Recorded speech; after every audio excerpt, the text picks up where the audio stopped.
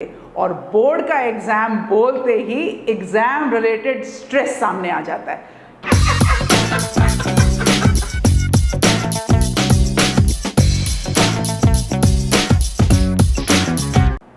जय हिंद एवरीवन, मैं doctor Sapna Agrawal from I big wonder intelligence school. तो देखिए, अगले 3 महीने में कुछ ऐसा होने वाला है जिससे सब आप और हम सभी लोग जुड़े हुए हैं। क्या है? एग्जाम्स। तो इसका मतलब अलग अलग क्लासेस के बच्चे, अलग अलग बोर्ड्स के बच्चे, पूरे देश में लगभग 10 करोड़ से ज़्यादा बच्चे एग्जाम्स देने वाले हैं। और इन्हीं में से कुछ हैं जो 10th और 12th के बोर्ड का एग्जाम्स देंगे। और बोर्ड का एग्जाम बोलते ही एग्जाम रिलेटेड स्ट्रेस सामने आ जाता है। क्या ये स्ट्रेस इतना इंपॉर्टेंट है कि हम इसको अपने सर पर बिठा लें और अपने दिल और दिमाग में जगह दे दें, या जो भी हमने पढ़ाई करी है उस तरीके से एग्जाम दें, एग्जाम को पास आउट करें और फिर अपने आगे लाइफ के बारे में प्लानिंग करें। तो देखिए, इससे पहले कि मैं ये आपको बताऊं, क्योंकि कई बार मेरे पास ना हेल्पलाइन नंबर्स पर भी कॉल आते हैं अभी भी कि आप कैसे हम बच्चों को करें, लास्ट मोमेंट बड़े सारे स्ट्रेस हो जाते हैं। तो आज मैं बड़ी इंपॉर्टेंट आपके साथ चर्चा करने वाली हूँ, आप कैसे किन किन कारणों से मुख्यतः स्ट्रेस होता है, कैसे उसको सुलझाएं और एग्जाम्स क्या है। आप जल्दी से मेरे वीडियो को लाइक करें, चैनल को सब्सक्राइब करें और लास्ट तक जुड़ जाएं। टीचर्स, पेरेंट्स एंड स्टूडेंट्स, सभी लोगों के लिए ये बहुत ज़्यादा इंपॉर्टेंट है। तो देखिए, एग्जाम क्या है? एग्जाम कोई लाइफ का एग्जाम नहीं हो रहा है अगर आप बोर्ड की क्लास में हैं। क्यों? क्योंकि आपने जो उस क्लास में पढ़ा है, सब्जेक्ट रिलेटेड जो भी चीज़ आपने पढ़ाई करी है उसका जाकर एग्जाम देना है। तो इसको अपनी लाइफ से क्यों जोड़ना? भाई, लाइफ में तो घड़ी घड़ी हर पल आपको और मुझे लगातार एग्जाम्स देने हैं, लगातार चुनौतियों का सामना करना है। जरा सोचकर देखिए ना एक बार, 2020 में विश्व ने कहाँ सोचा था, हमने सारी चुनौतियों का सामना किया ही ना, और उन चुनौती से बाहर निकल ही रहे हैं ना, और बिल्कुल तैयार हैं आगे एकेडमिक फील्ड में, अपनी लाइफ में, अपनी ड्रीम्स को अभी भी अचीव करने के लिए। सब लोगों की ड्रीम्स हैं, बताइए जरा। तो चलिए, आज मैं आपके साथ डिस्कस करती हूँ वो कुछ कारण, वो स्पेसिफिक कुछ कारण कि किसकी वजह से ज़्यादातर बच्चों को स्ट्रेस हो जाता है, और उसमें कई बार पेरेंट्स और घर के टीचर्स वगैरह भी सभी लोग जुड़ जाते हैं। नंबर 1 कारण, आपने स्ट्रीम गलत चुन ली है। अब अगर स्ट्रीम गलत चुन ली है तो उसको, आपको स्ट्रीम चुनने का कब मौका मिला था? क्लास 10th करने के बाद, जब आप 11th में आए, तब आपने अपने सब्जेक्ट्स को तोल मोल कर सुना और तब आपने समझा। अब बोर्ड के एग्जाम से पहले तो स्ट्रीम को चेंज नहीं कर सकते।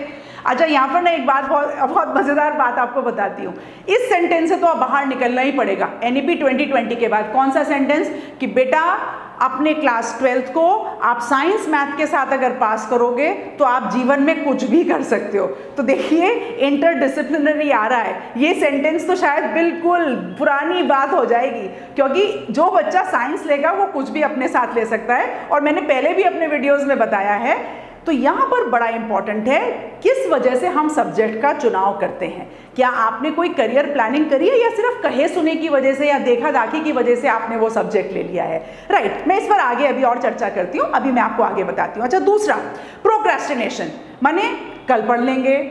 9th और 11th को तो बच्चे यूं निकालते हैं कि जैसे बिल्कुल फ्री हो गए, पर पता है ना, जैसे ही आपने 9th में स्टेप लिया, आपको मालूम है कि 10th में बोर्ड का एग्जाम देना है, और जैसे ही आपने 10th बोर्ड पास किया, अगर आप स्कूल कंटिन्यू करना चाह रहे हैं, आप ITI या पॉलिटेक्निक के लिए मूव आउट नहीं कर रहे हैं, तो तय हो गया है ना कि आपको बोर्ड का एग्जाम देना है। तो इतना, मतलब ऐसे कैसे प्रोक्रेस्टिनेट कर सकते हैं कि पढ़ लेंगे कल, पढ़ लेंगे कल, और कल करते करते एग्जाम सर पर आकर बैठ जाता है। अच्छा, अनदर थिंग क्या है कि ओवर एक्सपेक्टेशन। आपने जो सोचा था उससे कहीं ज्यादा आपने अपनी परसेंटेज सेट कर ली है। राइट, तो यहां पर एक बहुत बड़ी प्रॉब्लम आ जाती है कि भाई, मैंने जो सोचा, मैंने क्या करा, कैसे क्या करेंगे, मतलब कुछ समझ में नहीं आ रहा होता इस वक्त। तो ऐसे कई सारे कारण हैं। अच्छा, दूसरा, फैमिली में अगर कोई मिसहैपनिंग हो जाए, कभी भी हो सकती है किसी के साथ। राइट, एंड तो ये 4 मुख्यतः कारण हैं जो मैं आपके साथ आज चर्चा में लेकर आऊंगी, और इनके सॉल्यूशंस भी हम ढूंढेंगे। तो देखिए, स्ट्रीम की हम बात करते हैं। अब मैंने NEP 2020 का जिक्र किया, तो NEP 2020 में क्या है,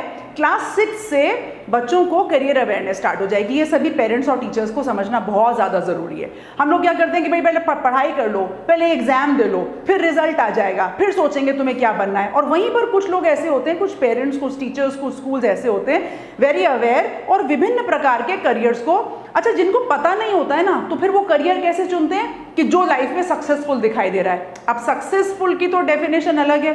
अभी आप आई बटन में ऊपर देख सकते हैं, मैंने अभी एक वीडियो रिलीज किया था कि सक्सेस की डेफिनेशन हम बोलते किसको हैं भाई। पैसे से हम सक्सेस होते हैं, नाम से हम सक्सेसफुल होते हैं, किसी डेजिग्नेशन पर जाकर सक्सेसफुल होते हैं, किसी खास ऑक्यूपेशन में जाकर सक्सेसफुल होते हैं। तो कैसे मतलब इसको डिसाइड करेंगे आप? तो यहाँ पर पूरी अपॉर्चुनिटी बच्चों को, पेरेंट्स को होनी चाहिए, वेरियस करियर्स की अवेयरनेस होनी चाहिए कि अगर हम ये लेते हैं तो भविष्य में क्या बनेंगे। नंबर 2 और बड़ा इंपॉर्टेंट, कल के लिए तो कुछ टालना ही नहीं चाहिए। पुरानी कहावत है ना, काल करे सो आज कर, आज करे सो अब, पल में परले होएगी, बहुरी करोगे कब। तो देखिए, ये तो इतनी पुरानी कहावत कोई कहे गए तो वो इसीलिए कह के गए थे कि कर लें आज। तो कुछ देखिए, अगर एग्जाम में आज से भी आप तैयारी शुरू करते हैं तो देखिए, अभी बोर्ड के एग्जाम में टाइम है, मई में आपके एग्जाम होने वाले हैं। तो ऐसा नहीं है कि लोगों ने कम समय में अपने टारगेट्स अचीव नहीं किए हैं, आप निश्चित तौर पर अपने टारगेट्स अचीव करते हैं। तो चलिए जल्दी से अपनी स्ट्रेंथ्स को आइडेंटिफाई करें कि आपको क्या क्या सब्जेक्ट में आता है, क्या क्या आपको पढ़ने की ज़रूरत है, क्या चीज़ इंपॉर्टेंट है। जल्दी से कुछ प्रोफेशनल टीचर्स के पास जाइए, राइट। आप चाहें तो मुझे कमेंट बॉक्स में आप डालिए, मैं पर्सनली आपको बिल्कुल हेल्प करूंगी आपके एग्जाम्स में कैसे आप अच्छा कर सकते हैं, राइट। कमेंट बॉक्स में अपने मैसेज डालिएगा। Number 3, whatever your capabilities were, आपकी केपेबिलिटीज थी कि भाई आप एक तो ना परसेंटेज से अपने आप को मत आंकिए। मैंने बहुत बार देखा है कि 90% मतलब 99% लाने वाले बच्चे कई बार बहुत मतलब एग्जाम्स देते हैं। मैंने एक रिसर्च भी स्टार्ट करी थी कि जो टॉपर्स होते हैं तो वो बाद में कहाँ जाते हैं। तो हर एक कोई तो वाइट कॉलर जॉब में नहीं जाते, हर एक कोई गवर्नमेंट जॉब में नहीं जाते, हर एक कोई पैकेजेस के ऊपर नहीं जाते। तो ये सारी प्रक्रिया बहुत ज़्यादा बदल गई है। तो कई बार ना टॉपर्स सिर्फ इसलिए उस वक्त तक माला पहनी, वो एक टेम्पररी सा एक हैप्पीनेस होता है। It is not achievement, it is just a milestone, एक माइलस्टोन है जो आपने अचीव किया। तो परसेंटेज को ना अपनी इमेज से, अपनी उनसे मत डालिए आप। तो अगर आप 60% के तो हैं, उसमें क्या फ़र्क पड़ता है, राइट। और अगर आप 90% ला सकते हैं तो बिल्कुल आप लेकर आइए, उसमें कौन सी दिक्कत की बात है। 60 वाला भी 90 पे पहुंच सकता है और 90 वाला भी 100 पर पहुंच सकता है, तो कोई दिक्कत नहीं है। अच्छा, दूसरा देखिए, चौथा पॉइंट जो है बड़ा इंपॉर्टेंट है। देखिए, अनफोर्सीन चीज़ें होती हैं लाइफ में, फैमिली में कई बार कोई ऐसी चीज़ें हो गई सर्कमस्टेंशियल कि आप उससे बाहर नहीं निकल पा रहे हैं, आप इमोशनली बहुत डिस्टर्ब्ड हो गए, just before the exams, during the exams ऐसा कुछ हो गया, या खुद को ही मेडिकल हेल्थ प्रॉब्लम हो गई, अचानक से कोई ऐसी चीज़ हो गई, उसको ऑपरेशन एग्जाम के बीच में कराना पड़ा। तो देखिए, ये अनफोर्सीन चीज़ें हैं। हाँ, अगर आपको इम्प्रूवमेंट करना है, आपको लगता है किसी वजह से एग्जाम ठीक नहीं हो, आपको इम्प्रूवमेंट करना है, तो आप नेक्स्ट ईयर फिर से अटेम्प्ट कर सकते हैं। लेकिन उस वक्त आप जिस स्टेट में हैं, आपको निकलना ही पड़ेगा। आपके आसपास के लोग इस स्टेट में भी आप चाहें तो हमें कांटेक्ट कर सकते हैं, और definitely whatever help we can, we will definitely try to provide you that help. तो देखिए, मैंने आज अपने वीडियो में ना, मैं एक वीडियो डेफिनेटली ये बनाने वाली हूँ अभी बहुत जल्दी। आप लोग मेरे साथ जुड़े रहें। क्या कि आप अपनी बोर्ड में परसेंटेजेस कैसे इंप्रूव कर सकते हैं, क्योंकि ये तो मैंने बात कही, पर परसेंटेज के लिए फिर भी बहुत, तो कैसे इंप्रूव कर सकते हैं मैं उस वीडियो में आपको बताऊंगी, राइट। लेकिन अभी आपने जो समझा है वो इस चीज को समझा है कि exam is only what you have studied in that particular class. बस सेलिब्रेट करें, एंजॉय करें, अपने एग्जाम को इवैल्यूएट करवाकर खुद को देखें कि आप किस लेवल पर हैं। अगले पायदान आपके कॉम्पिटिशन्स के हैं, या आपने जो प्रोफेशनल कॉलेजेस चुने हुए हैं वहाँ पर पहुँचें, अपनी लाइफ में बहुत अच्छा करें। और एक बहुत इंटरेस्टिंग बात, देखिए, पेरेंट्स किस लिए कहते हैं भाई अच्छी पढ़ाई कर लो, अच्छी नौकरी कर लो, घर बन जाए, शादी हो जाए, बच्चे हो जाए, भाई सेटल हो जाओ।